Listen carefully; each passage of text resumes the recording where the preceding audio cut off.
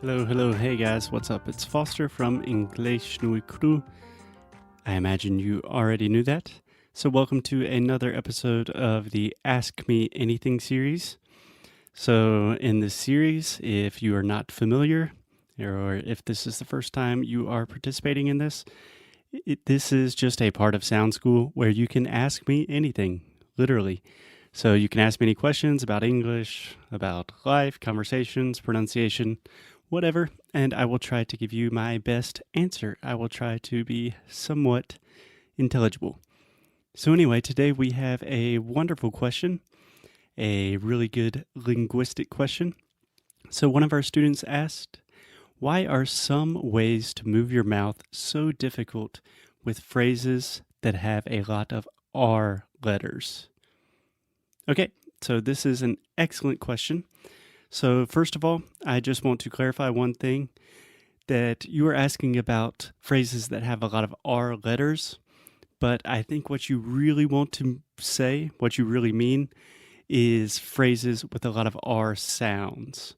So remember that English is not a phonetic language, which means the way we write is not the way we speak. Again, repeating, I cannot repeat this enough. The way we write in English really does not have anything to do and does not correspond with the way we speak.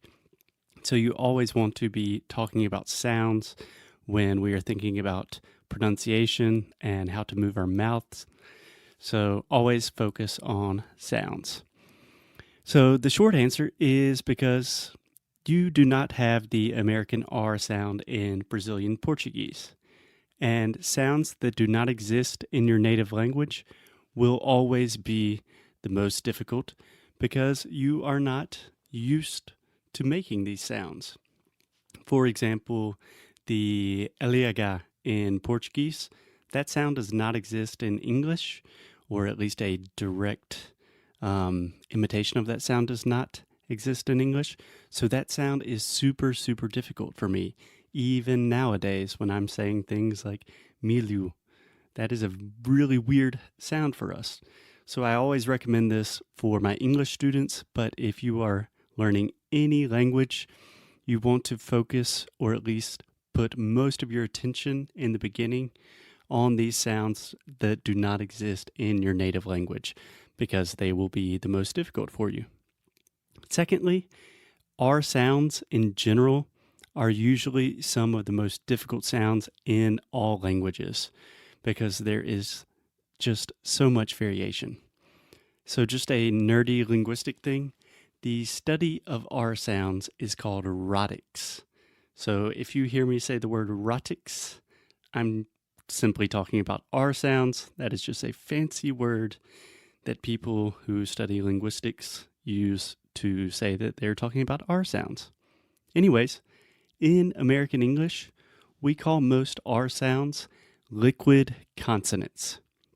So this simply means that our tongue is not stopping the airflow. So we can maintain this sound forever. Not literally forever, but for as long as we want.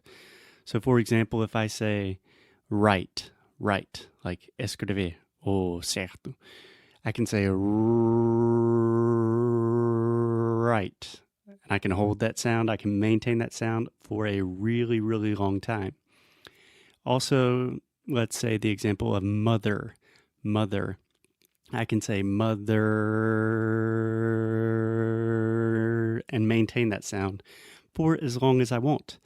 And this is a really unique and unusual characteristic for consonants, because normally with consonants, what defines a consonant is the way in which we stop the airflow. That means the way we stop air from coming out of our mouths. So what more? Also, if you think about the Portuguese R, like in words like para, piri, puro, the tip of your tongue is actually touching the top of your mouth. So the tip of your tongue is touching the roof of your mouth when you say para, puro, puro.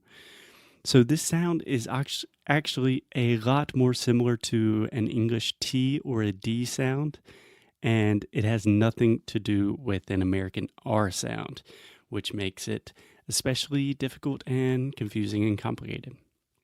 Finally, last but not least, R sounds are really difficult simply because there is so much variation.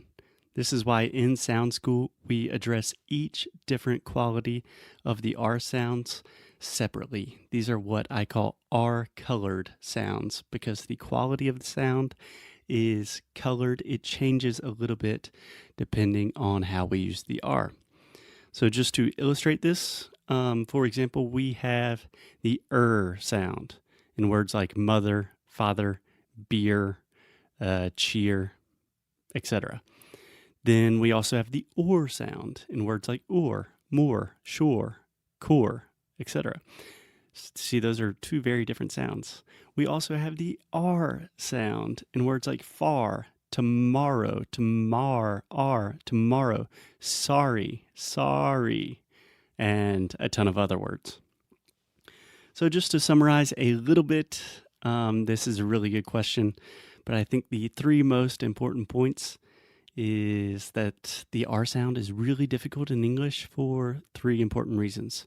Number one, this sound does not exist in Portuguese, and all sounds that you do not have in your native language will be the most difficult sounds, at least in the beginning, until after you train them and really understand what is physically happening in your mouth, really understand the phonetics and pronunciation behind the sound. Secondly, this is a liquid consonant, which means we can maintain this sound for as long as we want, which is really unique and unusual for consonants. And last but not least, there is a ton of variation in the different R sounds in American English, but that is also pretty common among most of the languages in the world. So I hope that wasn't too technical of an answer, but it was a pretty technical question. So I hope that helps, and I will see you guys in the next Ask Me Anything. Thanks a lot. Bye-bye.